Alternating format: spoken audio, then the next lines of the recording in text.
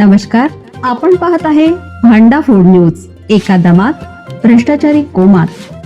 Social media, कर्जबाजारी, गुन्हेगारी, सट्टेबाजी, चोरी, मटका, जुगार, दारू, सावकारशाही, न्यायाच्या प्रतीक्षेत प्रशासन. भांडा फूड न्यूज. एका दमात भ्रष्टाचारी कोमात. नागपुरात जुगार अड्ड्यावर छापा. 9 जुगारी ताब्यात. 22.37 लाखाचा मुद्देमाल जप्त.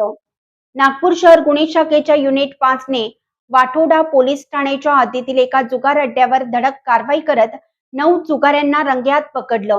या कारवाईत रोख रक्कम, 4 चाकी, दुचाकी, मोबाईल फोन आणि ताशपत्ते असा एकूण 22,37,045 रुपयांचा मुद्देमाल जप्त करण्यात आला.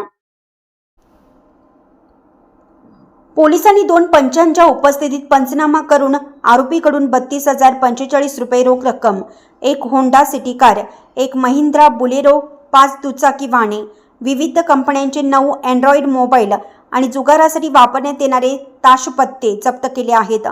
जप्त करण्यात आलेल्या मुद्देमालाची एकूण किंमत 22,37,045 रुपये असल्याचं पोलिसांनी सांगितलं.